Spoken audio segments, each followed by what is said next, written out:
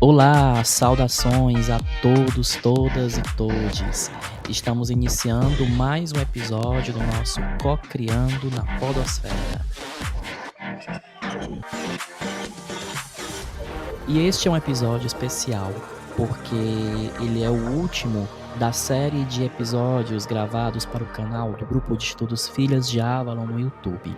Um canal coordenado pela professora doutora Elis Rabelo Câmara, já uma parceira de longa data aqui do nosso projeto, né? E que nos brindou, né, nos autorizou a publicarmos aí essas 10 aulas como episódios de podcast, ampliando assim o alcance de todo o conteúdo ministrado nessas aulas no YouTube, que ocorreram, né, na terceira edição do Grupo de Estudos Filhas de Avalon no ano passado, em 2023.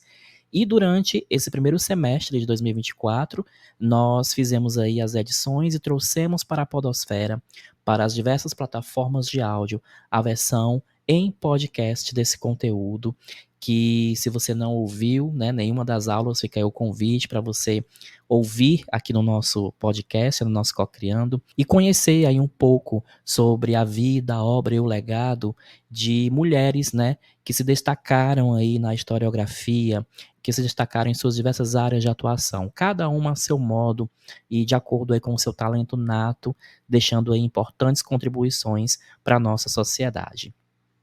Esta última aula ela foi gravada no mês de julho de 2023 e estamos aqui trazendo, né, esse recorte aí dividido em 4 partes, serão 4 episódios abordando aí a vida de Maria Madalena, a vida, o legado, as influências, né?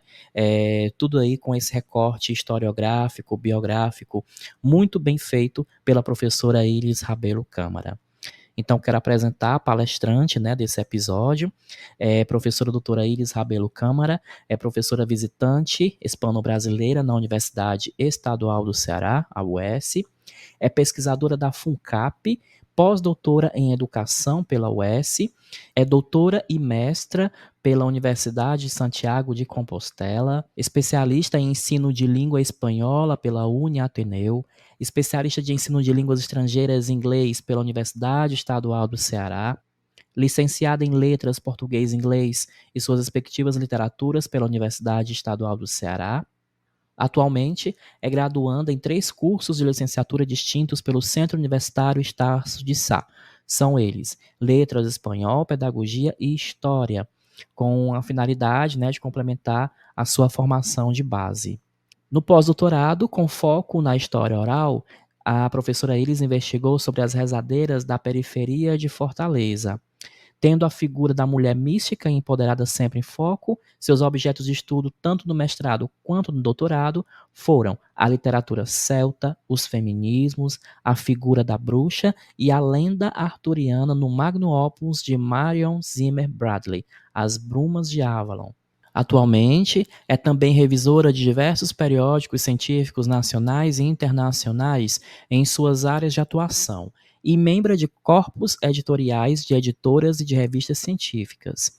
Vem desenvolvendo pesquisas diversas com ênfase no empoderamento feminino, na arte da cura através do elemento feminino, as rezadeiras, né? Na sabedoria popular sertaneja, dos profetas da chuva, além de se dedicar ao estudo dos costumes, literaturas, mitologias e folclores dos povos de fala portuguesa, inglesa e espanhola. É a idealizadora, criadora, líder e orientadora do grupo de estudos Filhas de Avalon, que agrega, né, pesquisadores e pesquisadoras de diferentes áreas do conhecimento e espalhados aí por 8 países distintos. São eles: Brasil, Espanha, Portugal, Colômbia, França, Holanda, País de Gales e Egito. E esse grupo trata especificamente do estudo e da produção científica acerca da literatura produzida por mulheres, tanto brasileiras como estrangeiras, pretéritas e atuais.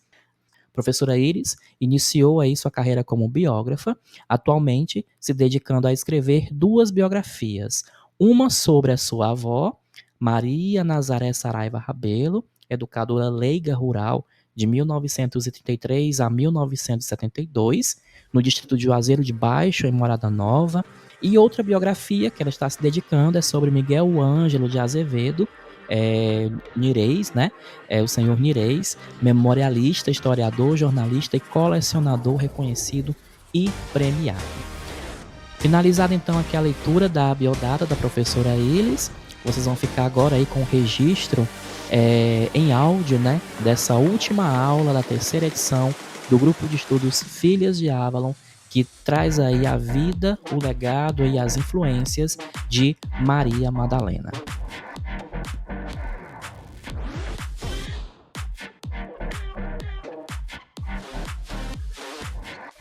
Maria de Magdala foi a que se destacou dentre toda aquela pleiade de mulheres que se dedicavam, que se voltavam para Cristo e sua itinerante missão.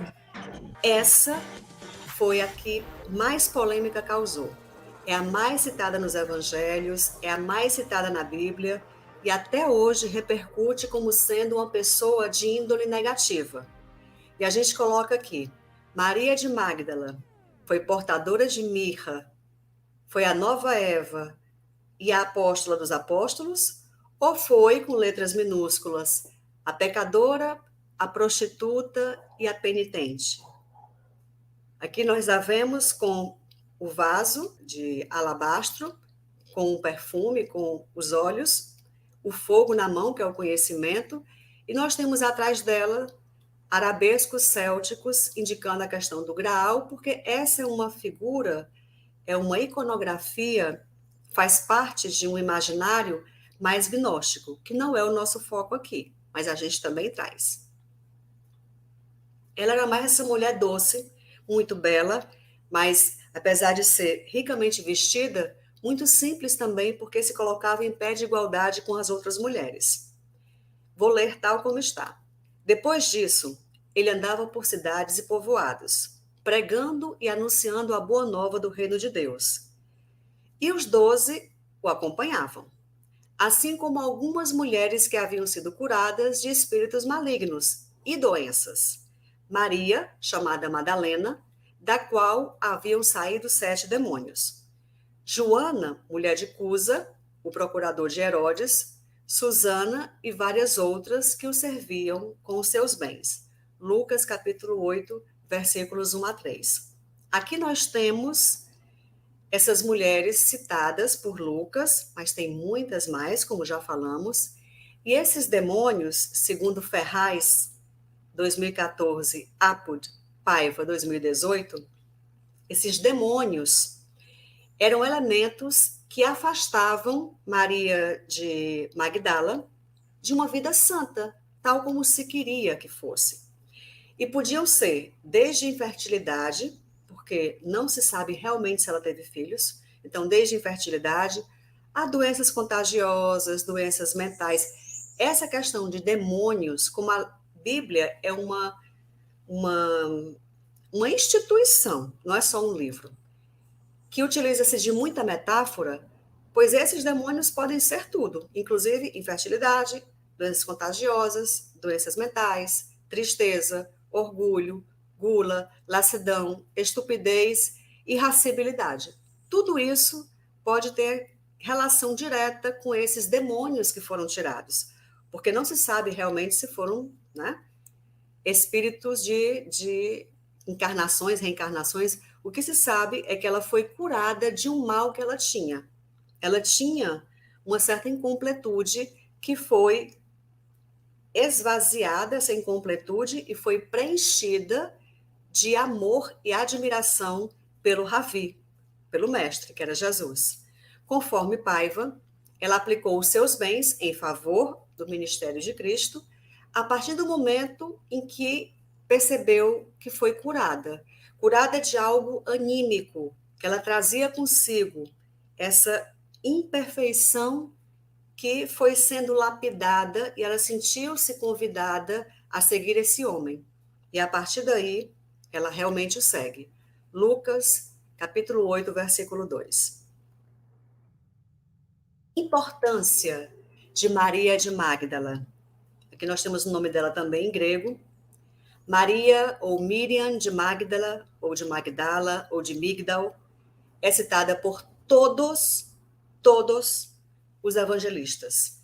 Pelos relatos que temos no Evangelho, nada há contra a sua moral. Ela não é citada como uma prostituta. Atenção! É citada como tendo possuído demônios, 7 demônios que Cristo retirou. Como já falamos, pode ter sido uma doença, pode ter sido infertilidade, pode ter sido qualquer tipo de mal-estar que não a deixava feliz, e ele a resgatou.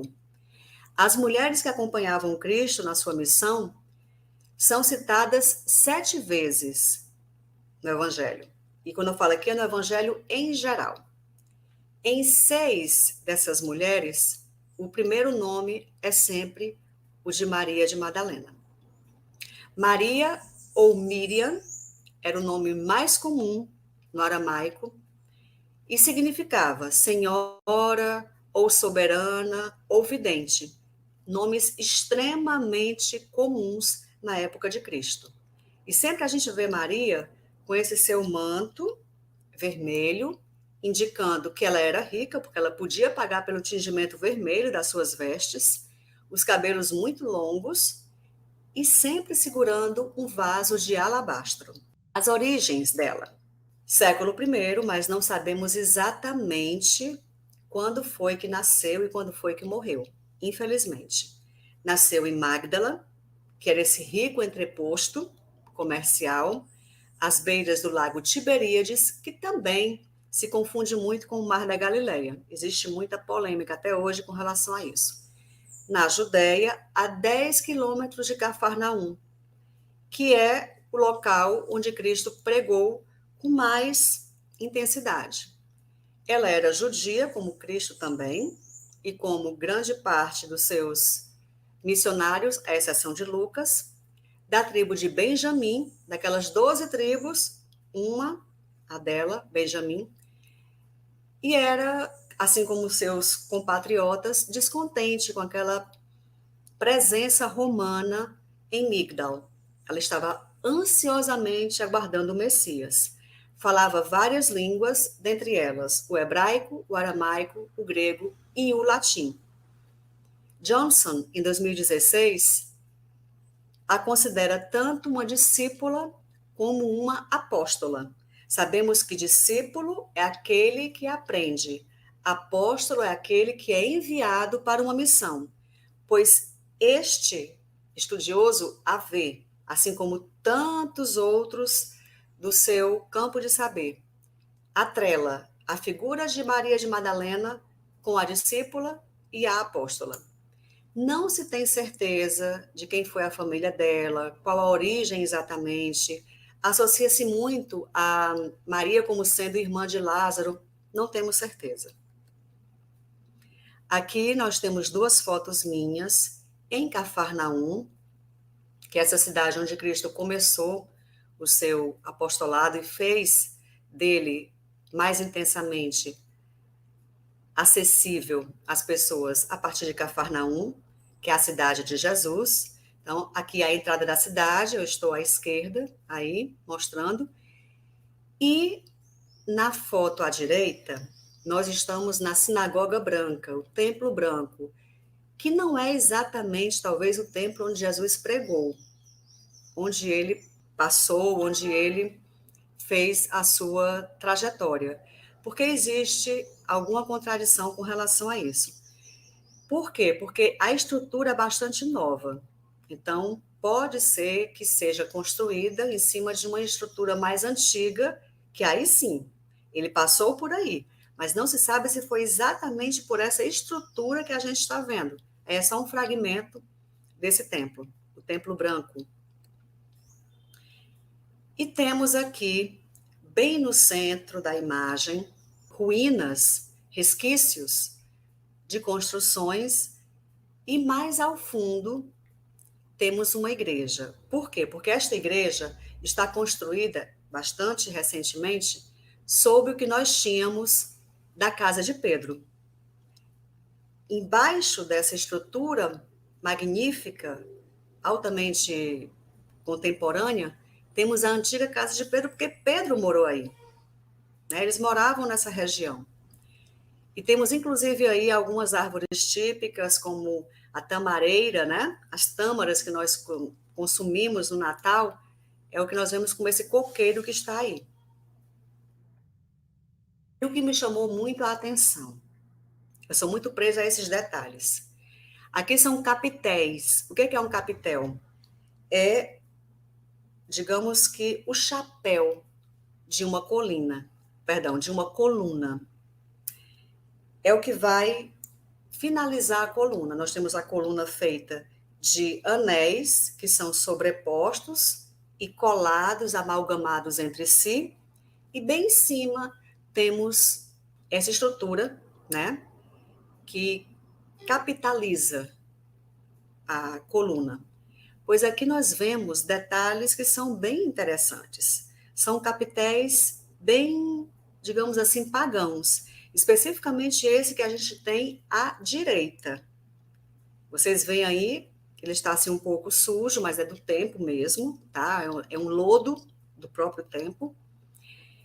Feito em mármore, esculpido em mármore, esse capitel, como todos os outros também são, com a própria sinagoga também é, mas vemos aí uma concha, e a concha sempre foi associada à questão da deusa Vênus, né? A doença venérea, a doença de Vênus, porque Vênus é a deusa do amor, então tem toda uma história por trás, porque os antigos, eu não digo nem os gregos, porque tinham nessa deusa o nome de Afrodite, mas os romanos, que foi o segundo maior império do mundo, porque não foi o maior foi o mongol, bastante antes, mas o Império Romano, como se espalhou muito, levou muito mais da sua cultura, história e língua para o mundo. E tudo que tinha a ver com Afrodite na cultura grega era Vênus na cultura romana. E venério, venerar, né? Você venerar uma pessoa é você amar demais. A doença venérea, a doença de Vênus. Por quê? Porque o amor era mais livremente praticado nas sextas-feiras. Tanto é que em várias línguas, a sexta-feira é dedicada a ela, a Vênus e a Afrodite. Por exemplo, como é que eu digo sexta-feira em espanhol? Viernes. V-I-E-R-N-E-S. Viernes. Como é que eu digo sexta-feira em francês? Vendredi. V-E-N-D-R-E-D-I. Tudo isso daí vem de Venéria, vem de Vênus. E ver uma concha aqui me pareceu muito interessante. Assim como também as uvas de Baco, que a gente vê no capitel seguinte, à esquerda, e também algumas flores que lembram, pela sua forma de Vesica Piscis, o paganismo.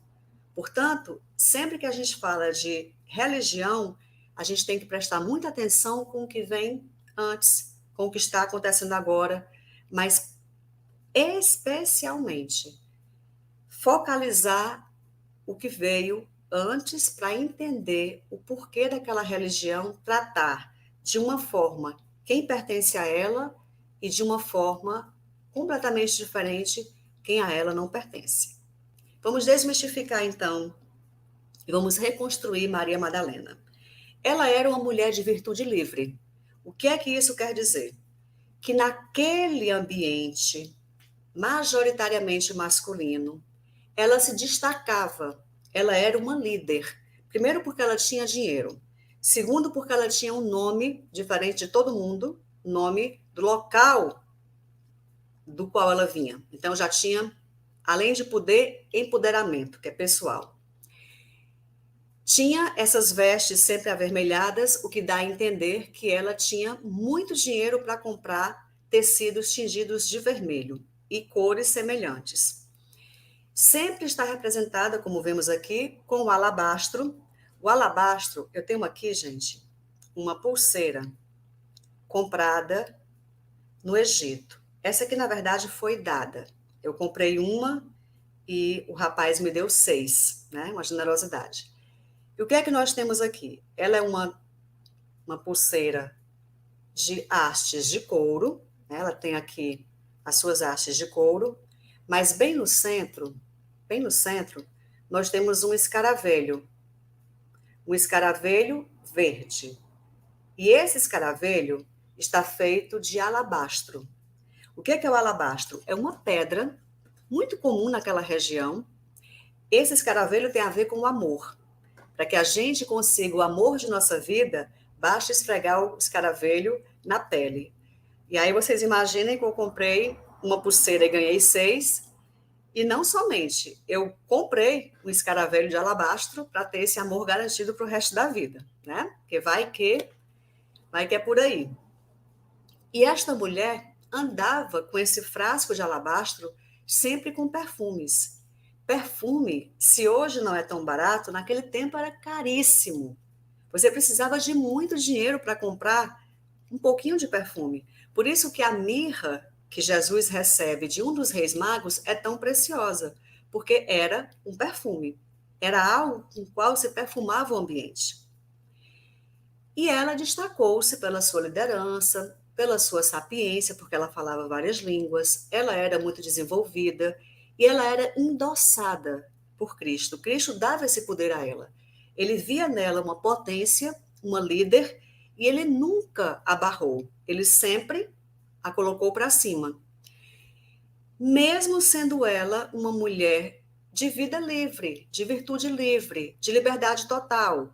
Quer dizer o quê? Que ela cometeu uma hamartia, que no grego é um erro que pode causar uma falha mortal para o herói trágico. No caso dela, ela tinha, na nossa visão pecadocêntrica, pecados, mas eles foram retirados em forma de 7 demônios. Ou o que quer que a perturbava, que não a fazia ser reta aos olhos de Deus, foi retirado por Cristo. E ela, em honra a esse homem, em agradecimento, passou a segui-lo e ele a cada vez mais dá voz a ela. Na Igreja do Oriente, ela é há muito tempo representada como apóstola e possui homenagens por sua fidelidade a Jesus. Já no Ocidente, essa construção é invertida, remodelando sua imagem e representando-a como uma mulher mundana, uma mulher penitente, uma mulher prostituta. Quem falou isso não fui eu, foi uma grande estudiosa dela, Guizzo, 2005, página 72. E aqui a gente tem essa amizade. Jesus, que não era assim, nós sabemos muito bem que as pessoas do Oriente, hoje, que guardam essa ancestralidade de Jesus, não tem nada a ver com esse homem nem essa mulher que estão aí. Cristo, segundo os estudos, foi um homem negroide, como são todos ou quase todos, os oriundos do Oriente Médio, são pessoas pardas, tendendo a negroides, com cabelos mais rentes à cabeça, não são esses cabelos de fio solto, jamais poderia ser louro dos olhos azuis, isso é uma visão totalmente neoclássica, isso a gente tem que esquecer. E ele, segundo os estudos, não tinha mais do que 1,60 m. Por quê? Porque essa era a altura básica das pessoas naquele momento. Se hoje é 1,65 m, 1,70 m, naquele tempo era na faixa de 1,5 m a 1,60 m. O que importa sabermos aqui é que eles eram extremamente amigos. E Jesus tinha nela a pessoa de confiança em quem depositar a sua dor na hora de maior angústia, na hora em que ele, como Deus, transformou-se também como homem num ser que vertia dor, que sentia dor. A crucificação de Cristo, a paixão a gente pode pensar que é amor, não tem nada a ver com isso. Paixão, para as línguas clássicas e para todas as pessoas que estudam essas línguas de uma forma ou de outra, sempre tem esse consenso em ver paixão como sofrimento. Então, quando a gente está apaixonado, apaixonada, sempre tem aí um gozo, mas também um sofrimento somado. Cruz era um xingamento naquele momento de Cristo, e morrer crucificado era uma morte vergonhosa, era a pior morte possível.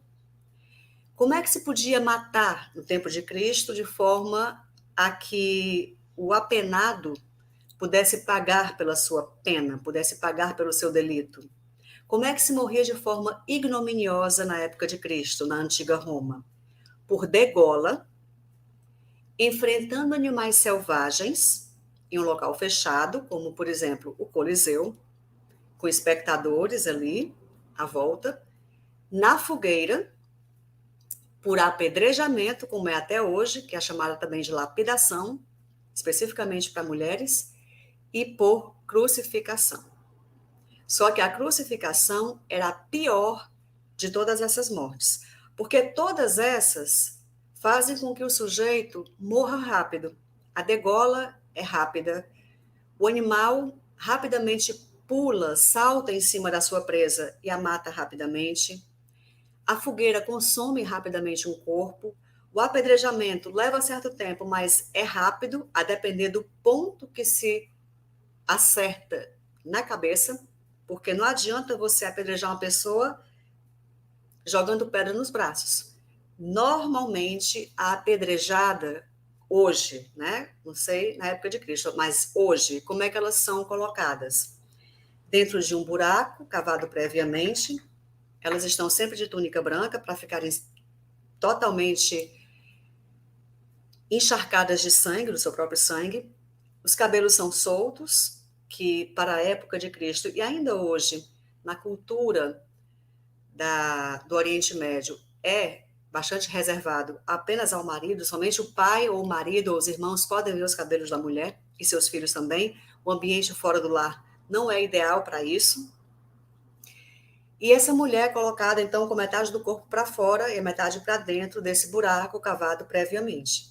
E as pessoas vão jogando pedra a partir de um certo momento no ritual em que se invoca a divindade, né? No caso específico aí, a gente está falando já dos árabes, então, com Alá, não estou falando aqui dos cristãos e muito menos dos judeus, e atingindo-se a cabeça, a partir do momento em que a cabeça é atingida, essa mulher passa a desmaiar. E uma vez que ela cai para um lado ou para o outro, o assassinato é consumado mais rapidamente. Na crucificação não era assim. Podia-se levar horas ou até dias para se morrer, e de forma muito lenta. Cristo, em contrapartida, morreu muito rapidamente. Essa crucifixão pela qual Jesus passou foi testemunhada por essas mulheres mais próximas dele, né? Então, Maria de Magdala unge os pés de Jesus antes de todo o sacrifício, que vai acontecer no dia seguinte, a partir do dia seguinte, no sábado que antecede a semana na qual ele vai morrer, como já foi falado, ela unge os pés dele.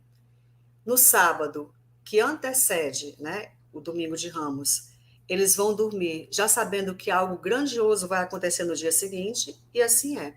Eles descem para Jerusalém e todo o processo de recepção de Cristo, de aprisionamento, de julgamento, de flagelação, de assassinato e de sepultamento ocorrem sempre com a presença dessas mulheres. Nós não vemos ali a figura dos antigos apóstolos que estavam sempre com Jesus. Muito pelo contrário, a gente sempre percebe que quem está com ele dos apóstolos é apenas João Batista. Na sexta-feira da semana seguinte, ela, né, Madalena, o acompanhou o tempo todo, né?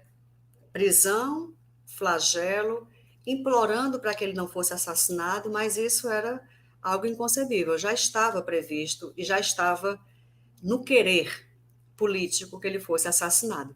E foi essa mulher, então, que esteve com ele e que, como colocamos aqui no slide, compartilhou. Assim que testemunhou Cristo ressuscitado, ela testemunhou também para outras pessoas, para os apóstolos principalmente, os primeiros que ela viu, que Cristo havia ressurgido. Ou seja, Cristo foi assassinado na sexta-feira, no sábado houve uma transmutação do sábado para o domingo, e domingo, quando ela foi ungí-lo, guardar o seu corpo de forma a respeitosamente enfaixá-lo, sabemos todos que não o encontrou. Não encontrou ali, o encontrou fora, né? E, infelizmente, esses discípulos, posteriormente apóstolos, que estavam sempre com ele e que não estiveram na hora mais necessária, não acreditaram nela quando ela falou que tinha visto Jesus crucificado, já ressuscitado. João é o único evangelista que cita, desde o começo do apostolado de Cristo, essa participação de Maria Madalena, mas ele não acredita que ela tenha visto o Senhor depois de morto, porque com tantas pessoas, como é que ele vai aparecer justamente para uma mulher depois de morto? Com tantas pessoas ao redor, logo uma mulher. Por quê? Então, isso não ficou de forma a convencer esses homens. Ela não foi apenas a primeira testemunha, mas também a primeira evangelista da ressurreição, pois o que ela ouviu do ressuscitado não reteve só para si. Ela fez ressoar, primeiramente entre os discípulos e depois na comunidade. De seguidora da missão e testemunha da morte, tornou-se mensageira da boa nova, muito embora tenha sido calada logo em seguida. Isso quem falou foi Lima, 2021, página 149.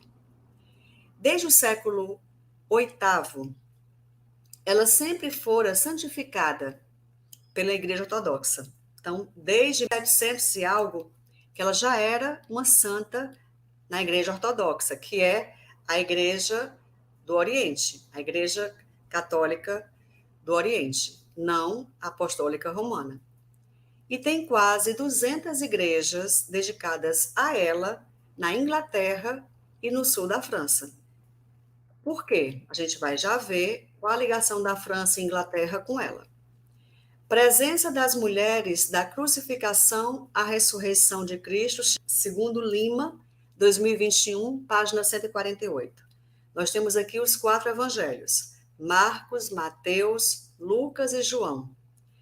E temos, como nesse mesmo quadro, como temas, testemunhas da crucificação, testemunha do sepultamento, quem vai ao sepulcro e aparição ao ressuscitado. Todos eles, de uma forma ou de outra, citam Madalena em quase todas essas etapas. No entanto, a aparição do ressuscitado, João comenta, mas não acredita muito. Ele só relata, mas sem acreditar demais no que ela falou. Mas a gente percebe que ela está presente aqui em todos esses momentos, tanto como aqui.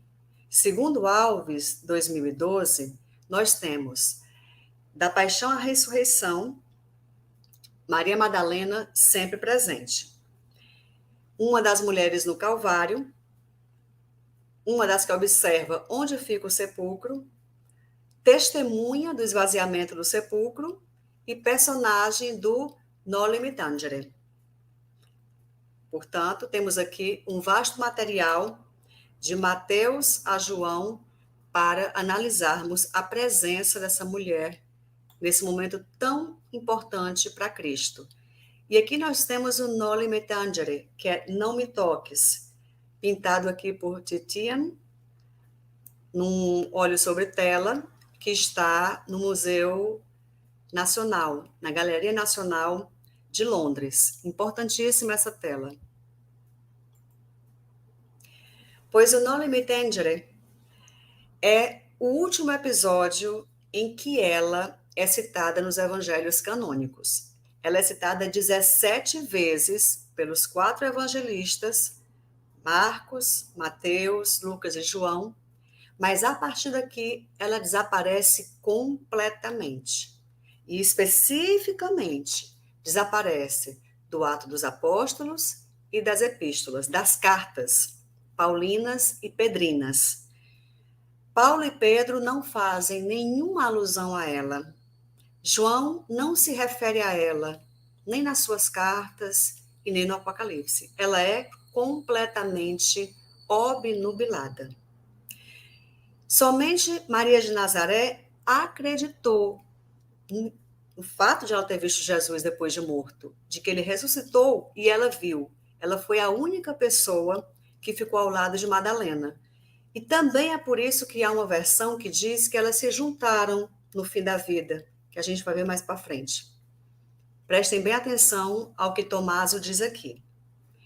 O silêncio dos apóstolos trouxe aos exegetas, que as pessoas que estudam a Bíblia e os termos e temas subjacentes a ela, diferentes interpretações. E, para o imaginário coletivo, muitas histórias que ainda hoje pairam sobre a imaginação de homens e mulheres do mundo cristão ocidental, a veem como essa pessoa que não se sabe porquê, a gente nunca sabe explicar o porquê, mas está ligada com o adultério, com a prostituição, com a virgindade. Atenção que nem toda prostituta é adúltera e nem toda adúltera é prostituta. A prostituição é uma profissão. O adultério é uma opção. Um não necessariamente tem que vir atrelado ao outro. Não são sinônimos. Pertencem ao mesmo campo lexical, que é o tabu sexual, mas não são sinônimos.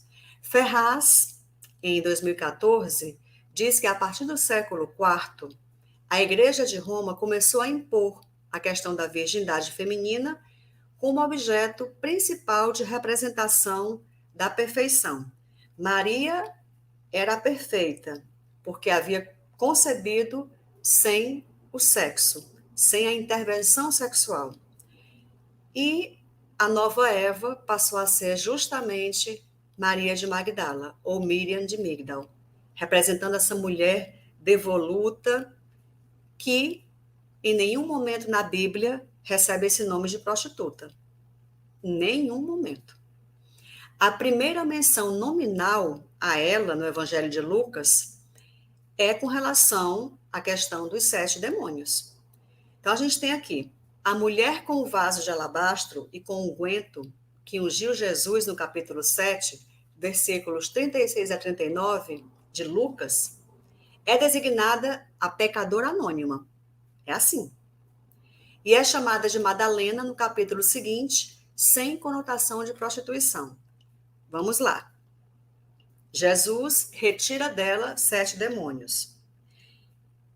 Aparece numa cena bíblica de jantar na casa de um fariseu chamado Simão, aparece uma mulher que em nenhum momento se fala que é Madalena.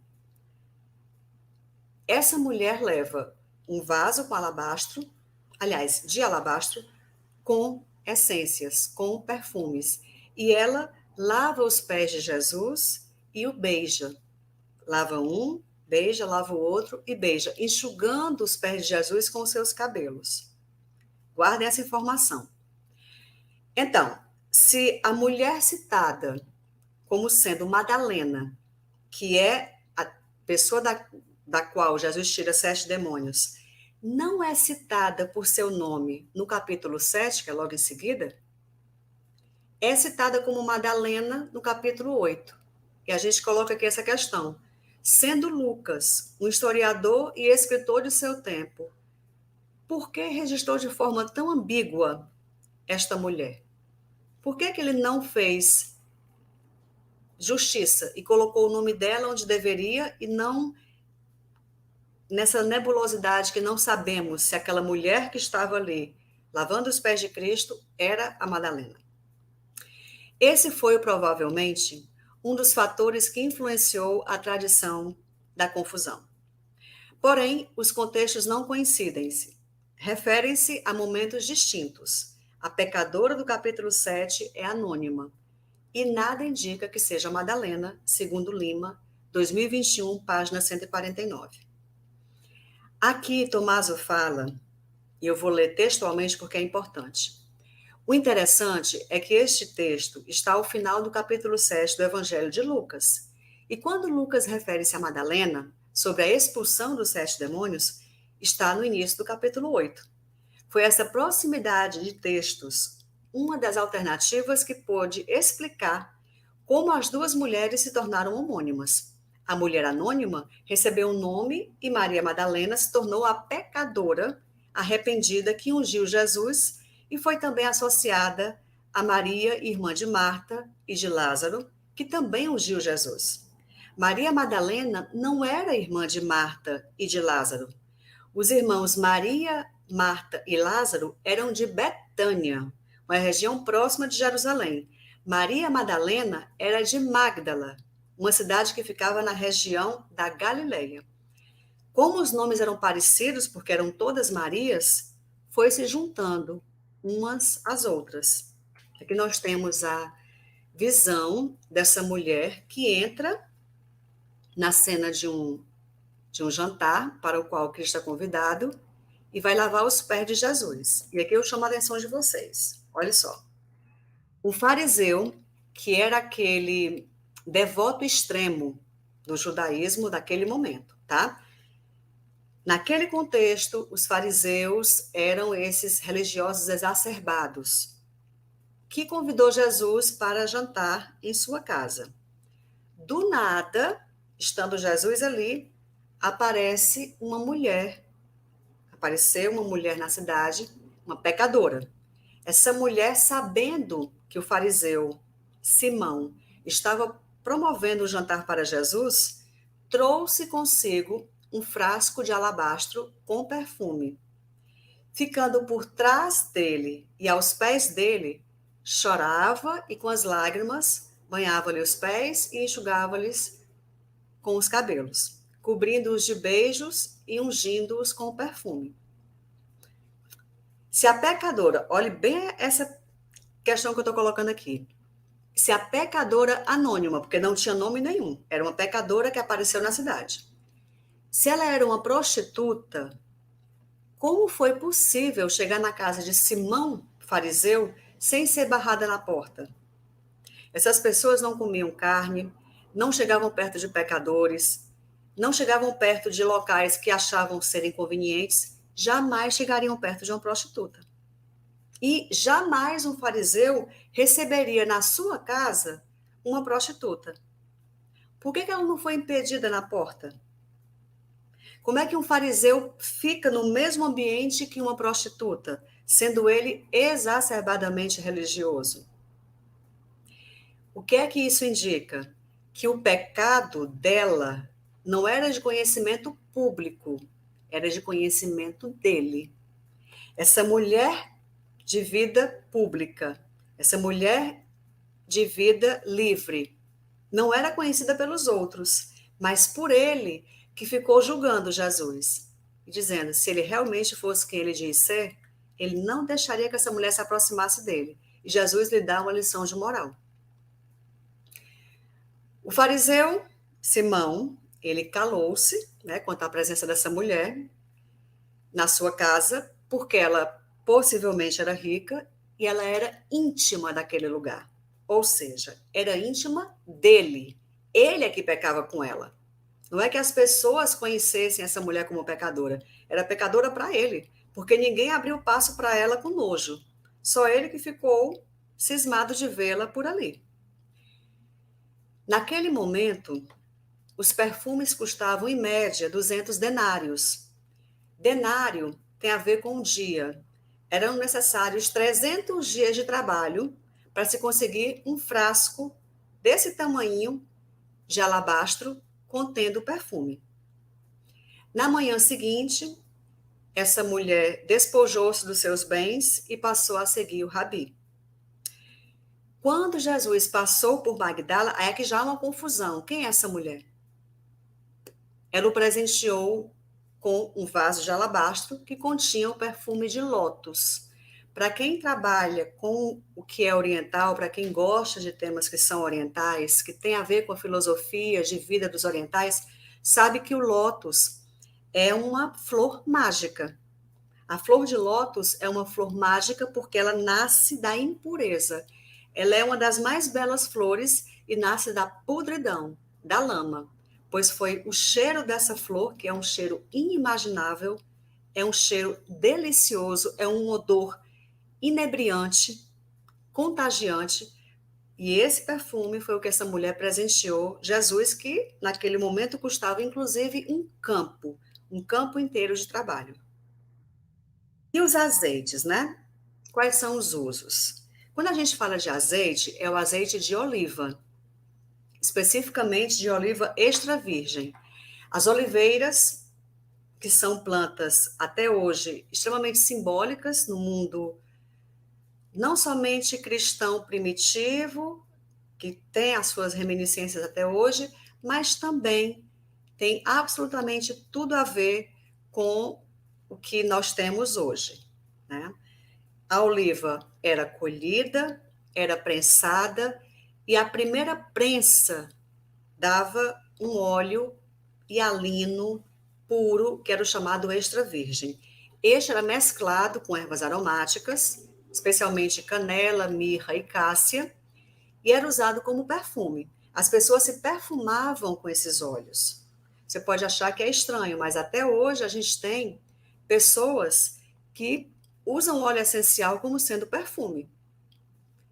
Os azeites também serviam de remédios, como emplastos, cataplasmas, xaropes, mas principalmente eles eram para unção. Com a unção que se fazia com esses azeites, se protegia tanto os sacerdotes como os reis e também os profetas. Mas quem poderia fazer isso, eu repito, são os profetas e as profetisas.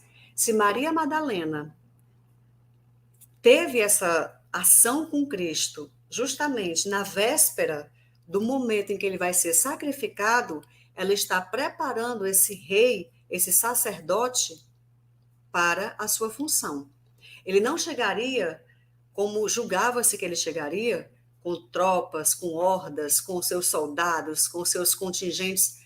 Não, ele chegou montado num jumentinho, em missão de paz, mesmo sabendo que não teria paz. E, curiosamente, a gente tem esses óleos usados até hoje. Se você vai em qualquer igreja ortodoxa, você não vai encontrar a água benta. Não é assim que se trabalha, não é assim que se processa a questão da proteção na igreja ortodoxa. Eles têm os óleos que eles se protegem como sendo até um patuá. Passar aquele óleo é como se fosse se investir de proteção. Nós tínhamos a questão da água benta até um certo momento, mas durante pouquíssimo tempo ela foi usada na Igreja Ortodoxa. O que realmente se usa são esses óleos. Aqui a gente tem mostro para vocês. Ele está escrito na língua romani, né? Porque eu comprei na Romênia, na Igreja Ortodoxa. Ele é assim, ó, a gente desenrosca, tá vendo? Ele vem com um rolon, com uma bolinha rolon, perfumadíssimo, e a gente se benze fazendo o sinal da cruz, tanto na testa como nas mãos. É exatamente assim que se usa. E é tão perfumado, inebria o ambiente, é tão perfumado que você não precisa de perfume, basta ele. Aqui está, mostro aqui para vocês. Para quando vocês forem em um local que tem igreja ortodoxa, vocês saberem que a água benta não é o usual. O usual é o óleo bento, que normalmente vem nesses frasquinhos e todo mundo compra. Isso aqui foi comprado numa loja da própria igreja onde eu estava, na Romênia, que abriga em si muitas igrejas ortodoxas. Por quê? Porque a Romênia fez parte ali daquele complexo da União Soviética. Voltando então aos slides. Aqui nós temos uma narrativa de Ravasi em que ela mostra, né, essa narrativa que Marcos, Mateus e João expõem, narram esse jantar em Betânia, e mais uma vez essa mulher rouba a cena. Dessa vez não é identificada como pecadora.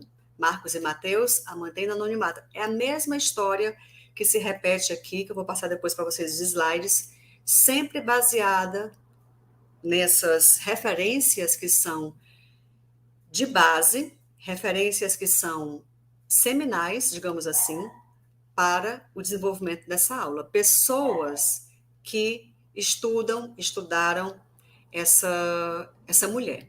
Mas eu quero ler para ficar bem claro.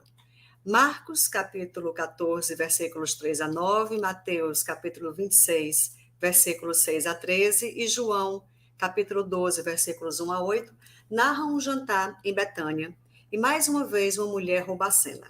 Dessa vez não é identificada como pecadora.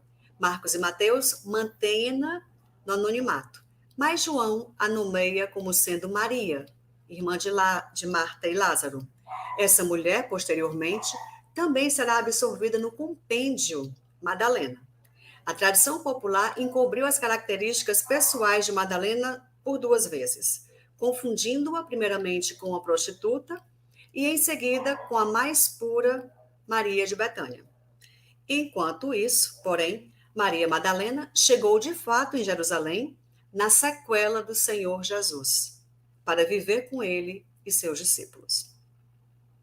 Nós temos várias Marias nos evangelhos canônicos.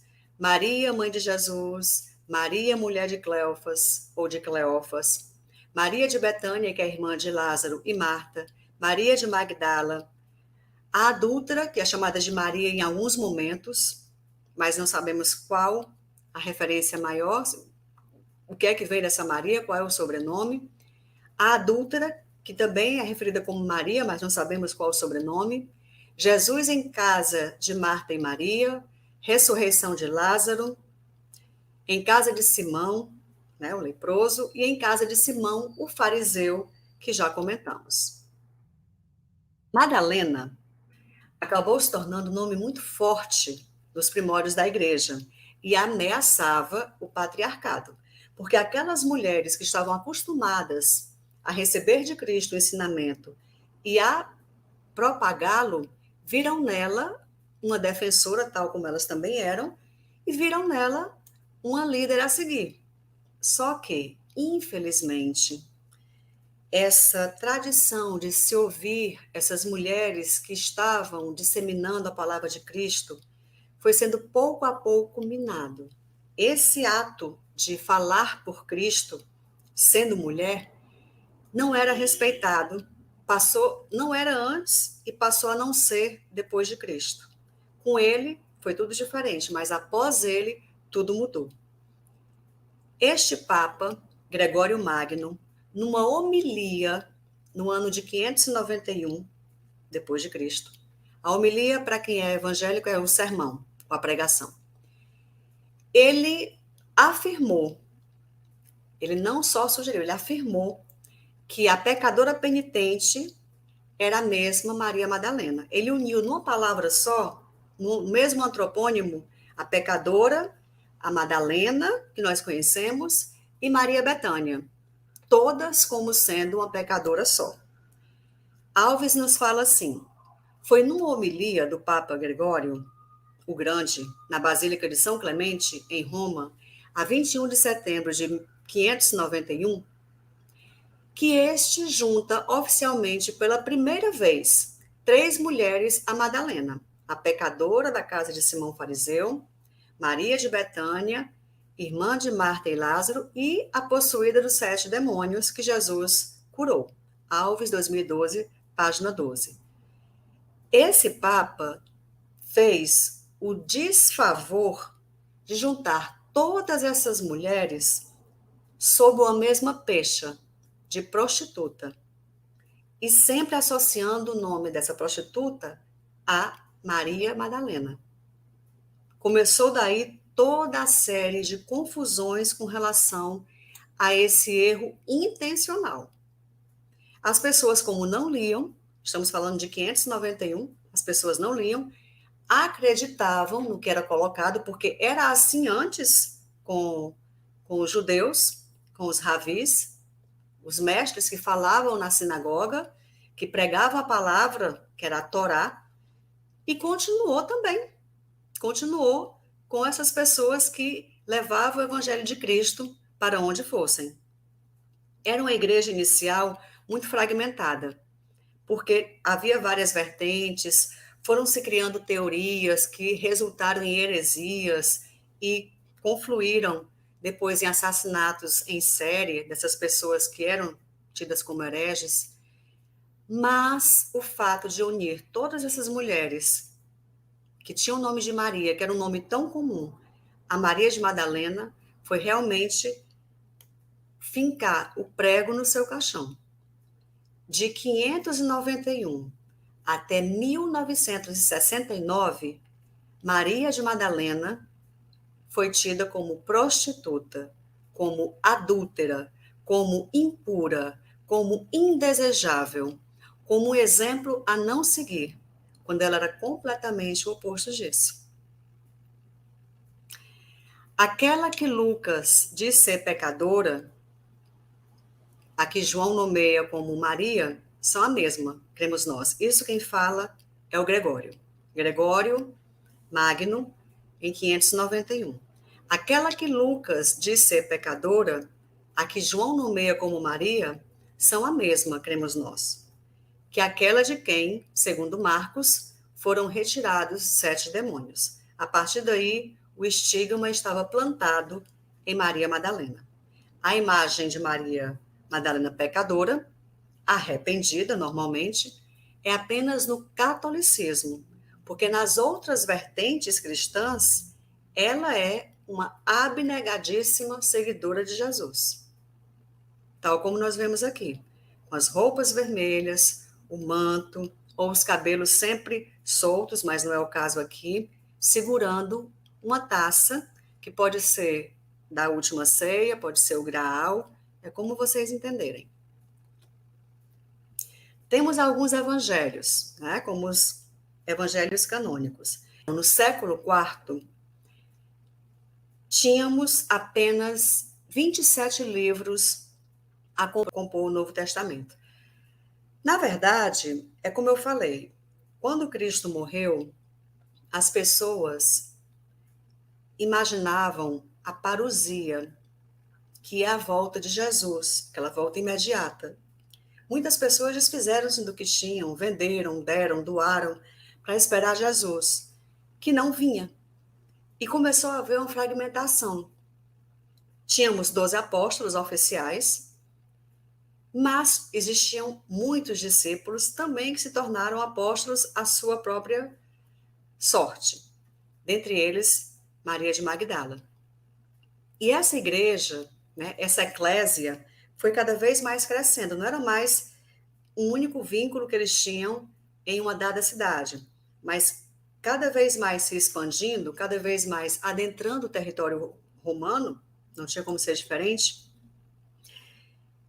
O que acontece é, essas pessoas foram adicionando, como a tradição era oral, as pessoas não escreviam, existiu esse erro, né? Podemos dizer assim, de na tradição oral contando um conto e aumentando um ponto. E aí a história contada por um passou a divergir da história contada por outro. Nós tínhamos Pedro e Paulo como pessoas muito influentes e Tiago, o apóstolo maior, também.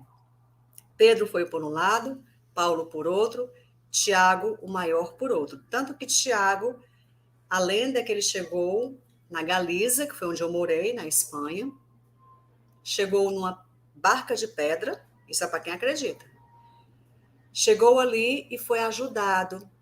Ele pregou a palavra, ele morreu, onde hoje temos a Catedral de Santiago de Compostela. Isso é o que se crê. Não podemos provar, porque o que temos ali, a relíquia que existe, não nos dá acesso a essa comprovação. Existem 1000 teorias a respeito dessa pessoa que está enterrada ali, mas acredita-se que seja Tiago, o apóstolo maior, né? O Jacobeu, como nós chamamos. Então, Jacobeu, Jacobina, Jubileu, tudo isso tem a ver com Tiago, tá? Que é Jacobus em latim. Existiam inúmeras fracções, inúmeras divisões dessa eclésia inicial. E com cada eclésia, as suas tendências a acreditar mais em algo do que outro, a preferência pela leitura, porque só lia quem realmente tinha conhecimento, era uma pessoa dentre tantíssimas, e aquelas pessoas escolhiam os temas e os textos a serem lidos e discutidos e explicados ali naquele momento. Existiam centenas deles, centenas de textos, mas no concílio de Nicéia, no primeiro deles, que foi no ano 325, naquele momento, Constantino estava à frente do Império Romano. Daquelas centenas de livros, somente 27 entraram para o Novo Testamento. E daquela infinidade de evangelhos, somente 4 foram pensados para serem usados no Novo Testamento. Atenção que evangelho é boa nova, não é biografia. Tanto que eles não tratam da infância de Jesus, nada disso, nem da sua adolescência. Biografia é um tipo de escrita e a boa nova trazida no evangelho e nos evangelhos é outra. Claro que esses evangelhos foram escritos, foram passados para o papel tempos depois. E muito provavelmente não foi pelos próprios apóstolos, porque eles não tinham letramento, tá? Foi pelos seguidores desses apóstolos. Por isso, o Evangelho de Marcos foi escrito por volta do ano 73, em Roma. O de Mateus foi escrito em Damasco, por volta do ano 80. O de Lucas, na Antioquia, mais ou menos no ano 90. E João, que é o último, foi escrito em Éfeso, por volta do ano 100, segundo Alves, 2012. João, Maria Madalena e Maria Mãe de Jesus, possivelmente, ficaram bastante tempo juntos em Éfeso. Hoje é uma cidade da Turquia, mas naquele momento não era assim, a configuração geográfica era outra. De qualquer maneira, sabemos que eles foram escritos bastante mais tarde do que a vida em curso desses discípulos que viraram apóstolos. No entanto, há também os evangelhos apócrifos. O que é apócrifo? Significa coisa escondida. É o que é no subterfúgio, é o que não é revelado. E a partir de um outro concílio, que é o de Trento, por Paulo II, que durou entre 1545 e 1563, esse termo ganhou conotação muito negativa. Esses apócrifos são posteriores aos canônicos. Os canônicos só são 4, os apócrifos são vários. Uns relatam a vida de Cristo na sua infância, outros são judaicos cristãos, outros são totalmente rivais dos evangelhos canônicos, há aqueles que são da paixão, há os harmônicos e há o de Tomé. Esse aqui a gente chama a atenção, que é do século I depois de Cristo, e, coincidentemente ou não, não foi colocado junto com os outros canônicos, apesar de Tomé ser um discípulo e um apóstolo, mas pela visão gnóstica de milagres de Maria e de Jesus na infância, especialmente de Jesus, ele não entrou. Tá? Ele não entrou entre aqueles 4, embora fosse escrito naquela mesma época, século I. Os apócrifos são posteriores. E os gnósticos são aqueles apócrifos que tratam de temas que são extremamente insalubres, que são extremamente mal vistos, que são malquistos pela igreja primitiva. Eles relatam fatos posteriores à morte de Cristo, nada anterior, mas sim posterior. E atrelam esses conhecimentos que eles passam a questões gnósticas, colocando a mulher em um espaço de primazia, em um espaço de relevo, denunciando a tendência de exclusão da igreja para com essas mulheres, colocando-as como importantes, um importante elemento na tradição do processo salvífico de Jesus, e também colocando que Pedro tinha muita inveja de Maria Madalena, porque uma vez que Cristo tinha muita aproximação com ela, ele a beijava, isso está escrito. Ele gostava da companhia dela, ele passava conhecimentos para ela que não passava para os demais. E, sendo bem sinceros, Pedro, tu és pedra, e sobre esta pedra edificarei a minha igreja, quem falou foi Pedro. Ninguém ouviu Cristo falar isso. Ele tomou para si essa incumbência e ficou muito enciumado quando uma mulher passou a ter uma liderança que podia, de alguma forma, afetá-lo. Isso fica muito claro nessa disputa de poder, especialmente no Estudo de Santos 2007. Nesses evangelhos, Madalena é colocada como uma discípula íntima de Jesus, muito amiga dele. E na tradição gnóstica, ela tem uma relevância porque ela passa a gnose, ela passa os conhecimentos secretos, é transmissora da luz, é transmissora do conhecimento que nem todos têm acesso, só alguns escolhidos. Madalena, como esse modelo de liderança cristã, baseia-se na maturidade espiritual que ela foi construindo e na intuição que ela tinha por ser mulher e por ser uma mulher que realmente tinha um toque divino a mais, capaz de ensinar, inclusive, os próprios apóstolos e os discípulos. Ela quebra esse estigma da família patriarcal, do patriarcalismo total, vedado, engessado, e outros caminhos são abertos através dela para outras mulheres, que têm o mesmo propósito que ela. Na maioria desses evangelhos gnósticos, nos quais ela é retratada, ela é sempre representada como uma intérprete dessa doutrina gnóstica, segundo Moria, 2008. E Santos nos fala, em 2007, página 11, que a pesquisa feita nesses evangelhos, como de Mani, de Maria Madalena, de Tomé, de Filipe, do Diálogo do Salvador, de Piste, Sofia, complementam a imagem dos sinóticos. Os sinóticos são os 4 evangelhos canônicos menos o de João, e que é muito similar à de Pedro. Ela aparece como uma apóstola dos apóstolos para grande parte desses evangelhos gnósticos. Ela os consola, ela os admoesta, que é você dar um conselho com uma certa dureza, para que a pessoa possa aprender, né? Porque às vezes pelo amor e às vezes pela dor. E faz com que saiam todos para anunciar o evangelho. O que é o gnosticismo? Vem da palavra grega gnósticos, que remonta a Platão, e quer dizer capaz de alcançar o conhecimento.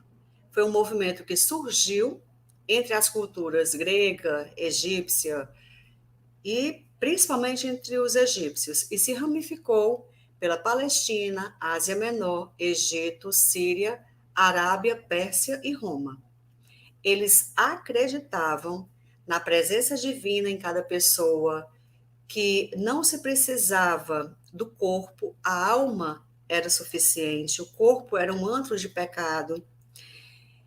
Eles não acreditavam na intervenção eclesiástica, na necessidade de intercessores entre o Criador e a criatura, por isso mesmo que eles prescindiam dos papas, e tinham na mulher uma figura de liderança. E claro que Madalena foi essa mulher que entronizou essa visão mais robusta do poder feminino na igreja naquele momento, para esses gnósticos. Contudo, o cristianismo oficial mantinha sua postura excludente. Esses textos eram conhecidos, inclusive, pelos padres da igreja que se difundia, mas sempre vistos como negativos. Liam-se os evangelhos canônicos e liam-se os evangelhos apócrifos, para dizer que esses não deveriam ser seguidos, somente os canônicos. Como as pessoas não liam, só escutavam mais do que ler, isso foi cada vez mais impregnando na estrutura desses fiéis. Antes que se descobrissem os papiros no Egito, em 45, esses textos eram apenas literaturas que os padres liam e que automaticamente taxavam de heresia. A partir do contato com eles, com esses textos descobertos em 1945, tudo mudou. O gnosticismo primitivo influenciou o cristianismo em seus primórdios. A partir de 70, Anno Domini, até mais ou menos no 8º século.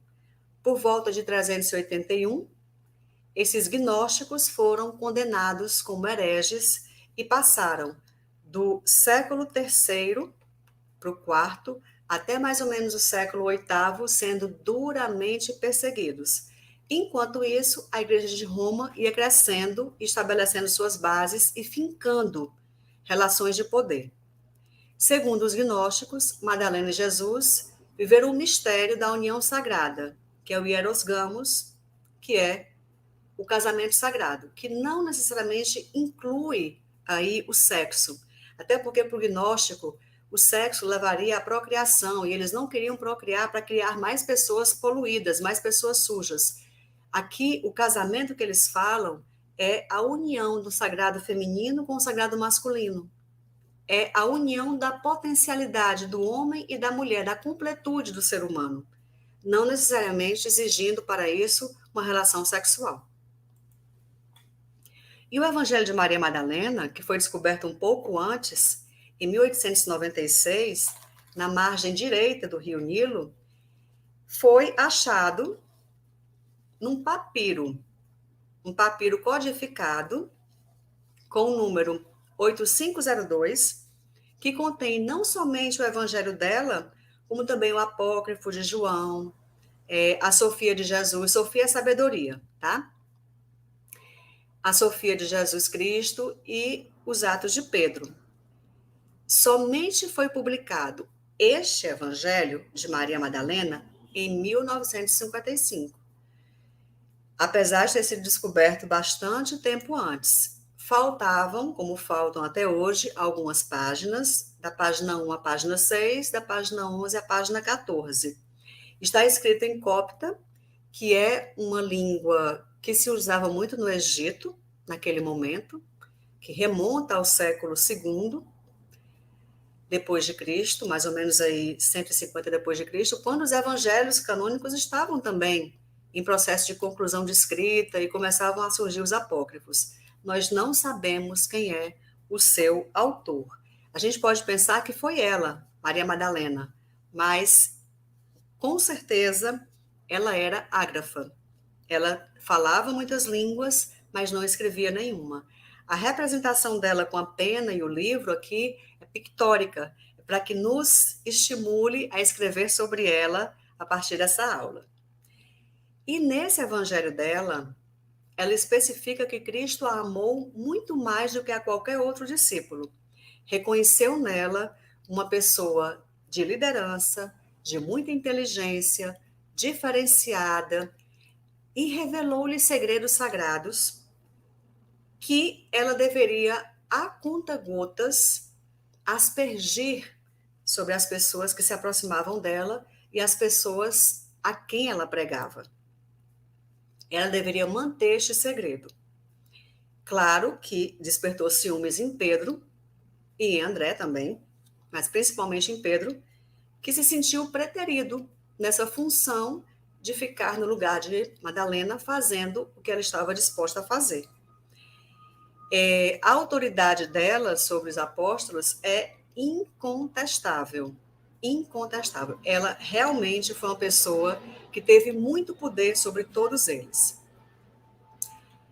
E o evangelho dela retrata, reforçando aqui com Guias 2005, essa mulher extraordinária, autêntica, dona de si, muito amada pelo mestre e descrita de forma diferente das outras do seu entorno, do seu meio,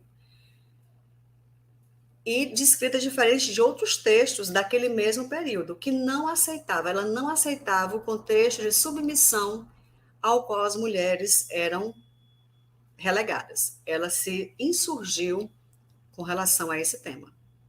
E que fim levou Madalena? O livro Atos dos Apóstolos entra em dissonância total, dissona total, com o evangelho dela, do século II.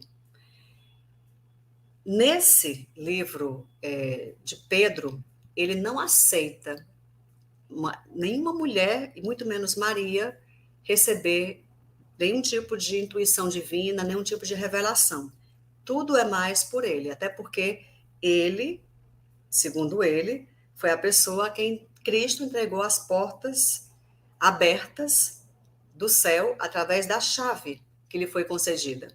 Então, tudo que ele ligasse na terra seria ligado no céu, e o que desligasse na terra, desligar-se-ia no céu. Quem falou isso aqui, nesse trecho, foi Paiva, 2018. Quais foram os fins de Maria Madalena? Há 3 vertentes aqui. Primeiro, que ela se retirou e viveu em contemplação. Ela pregou durante algum tempo, retirou-se para o deserto, porque começou a ser muito perseguida, e viveu de 30 a 33 anos no deserto, de forma solitária, penitente, chorando, sempre se lacerando e deixando com que as suas roupas fossem pouco a pouco comidas pelo tempo, vivendo em frangalhos e depois coberta apenas com os seus longos cabelos. Quem cuidava dela? Quem alimentava? Quem cuidava da saúde física, mental e espiritual de Maria Madalena? Os anjos. Essa é uma vertente, que ela viveu esses 30 anos após pregar e ser perseguida, vivendo esses 30 anos, ou 33, como em alguns locais a gente encontra, em total isolamento do ser humano. Ela viveu sozinha nesta gruta, tendo apenas a corte celestial em forma de anjos para ajudá-la. Uma outra teoria diz respeito à sua vida em Éfeso. Aqui, o que é que nós colocamos? Todas as figuras, à exceção das minhas próprias fotos colocadas nesses slides, todas elas são de domínio público, mas essa aqui não é. Por isso que elas não levam indicação de fonte, mas essa leva porque é um site licenciável. E, claro, você tem que citar, uma vez que não é justo que a pessoa capte essa imagem e você não coloque a fonte. Até porque eu estive nessa casa de Maria, fiquei surpresa na época, foi 2010, quando eu visitei a Turquia e a Grécia, e fiquei muito cismada, porque para mim Maria havia subido aos céus, havia sido levada aos céus, elevada aos céus na Assunção. E ver ali uma casa como essa, de Maria, como assim? Maria, mãe de Jesus, morreu? Ela não foi assunta aos céus? Pois bem, existe essa versão de que Maria Madalena juntou-se com Maria, mãe de Jesus, e João, o apóstolo mais novo, e os 3 moraram em Éfeso. E realmente eu tenho fotos da casa de Maria, mas assim, foi muito difícil tirá-las, não são fotos boas, porque existe muita segurança em torno desses locais que são sagrados e são muito guarnecidos de um contingente pesado de soldados, né, de vigias fortemente armados. Então, eu fiquei um pouco receosa, tirei a foto, que não é essa, tirei a foto tanto da casa de Maria, como do local onde possivelmente Madalena faleceu, como também onde morreu o apóstolo João. Mas não foram fotos bem tiradas, por isso que eu não trouxe para cá e trouxe essa, que é simplesmente uma preciosidade. Esse tipo de foto eu jamais poderia fazer ali, porque estava proibido. Vocês sabem que em alguns locais do mundo nós não podemos tirar fotos, né? Especialmente nessas áreas de conflito. E aqui é uma área de conflito. A Turquia, a Grécia, o Egito, Irã, Iraque, toda aquela região, infelizmente ainda hoje, são palco de conflitos bélicos vez por outra, mesmo que diminutos, mas são. Então, perseguida, ela se juntou com essas duas pessoas, igualmente santas, e viveu em Éfeso até morrer. Essa é uma das teorias. A última teoria diz respeito a que ela teve uma descendência com Jesus. Eu não pude comprovar nada disso, por isso que eu não compro essa ideia. Acho interessante que as pessoas especulem, interessante o Código da Vinci, né? Interessante a forma como a pessoa utiliza a sua inteligência para tecer narrativas que não são comprovadas cientificamente, mas eu não vou me ater a esse tipo de pensamento que não pode ser comprovado em fatos. Segundo essa teoria, Maria de Magdala, Maria Jacobina, que era irmã de Maria de Nazaré, portanto tia de Jesus, e Maria de Cleofas ou Cleófas, além de Maria, irmã de Lázaro, o próprio Lázaro, José de Arimateia, que era tio, avô de Jesus, e Maximiliano, que era um centurião, que foi escolta dessas pessoas todas, eles saíram no barco totalmente sem leme e sem remos, saíram à deriva. Por quê? Porque estavam sendo perseguidos. Uma vez que estavam sendo perseguidos, entraram nessa barca, ao sabor do tempo e do vento, e chegaram na Gália. A Gália a gente conhece hoje como a França. Desembarcaram mais ou menos onde há a Provença, que é o sul da França, uma região muito bonita, né, onde a gente tem as lavandas em profusão, as plantas, né, lavanda, e temos campos inteiros de lavanda, que é o perfume que eu mais gosto, não à toa é o meu chakra preferido, é a minha cor preferida, é a cor com a qual eu brindo filhas de Avalon, sempre tendendo para essa questão do lilás. Não é à toa, como nada é à toa no Filhas de Avalon. Desembarcaram na Gália e ela teria falecido aos 64 anos. Aqui já é um dado que a gente não comprova, porque é só uma fonte ou duas que dizem isso. O possível irmão dela, né, que a gente sabe que não é, que é Lázaro, porque comprovadamente já foi provado que não é, ele sai pregando por toda a Macélia e consegue angariar muitos fiéis. Assim sendo, ele conquista aquela pleiade de pessoas e ela, passado um certo tempo, retira-se, a mesma história, retira-se para uma gruta que fica numa cordilheira. E ali, naquela gruta, ela passa mais ou menos 30 anos da sua vida. Também sendo servida pela corte celestial. Aqui existe uma história de que Santa Sara Kali, que é a santa dos ciganos, também estava naquela barca. Algumas fontes dizem que sim, outros dizem que não. Então, eu não tenho muito como colocar aqui as fontes, porque vão ser dissonantes. E, no caso, essa Maria, que veio para a Marseille, enfim, a região da Gália, a Provença e tudo mais, ela já veio grávida ou, de alguma forma, foi engravidada por Jesus e ali parindo o seu filho, ou filha, depende também da fonte. Descendendo daí os merovingios. que são os antecessores, que são a ancestralidade dos reis absolutistas da França. Era uma forma de comprovar e de legitimar o poder absolutista de pessoas como o Rei Sol, né, Luís XIV. Eu sou filho merongínvio, ou seja, merovingio, que era, de alguma forma, sacralizado por esse amor de Maria e Jesus. Mas como a gente não pode comprovar, aqui é só uma hipótese. Em 1059, ergueu-se a primeira igreja em honra a ela, em René-le-Château. Mas se você for à França, especificamente no sul da França, Toulouse, Bagne, Perpignan, Marseille, Provence, todas aquelas regiões têm Maria Madalena como uma santa, muito antes de qualquer pessoa dizer que ela era santa. Ela é idolatrada no sul da França. E aqui a gente tem a gruta onde ela viveu e morreu.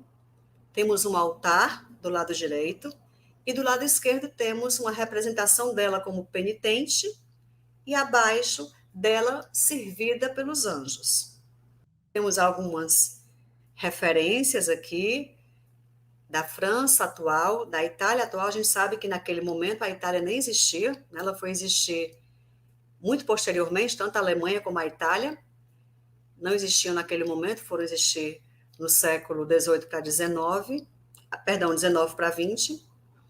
Tínhamos a Espanha, que era um pote de reinos, que estava muito bem amalgamado, mas quando se insurgiam entre eles, também existia aí uma desunião. De qualquer maneira, ela chegou aqui em Saint-Marie-de-la-Mer, que está marcado no mapa.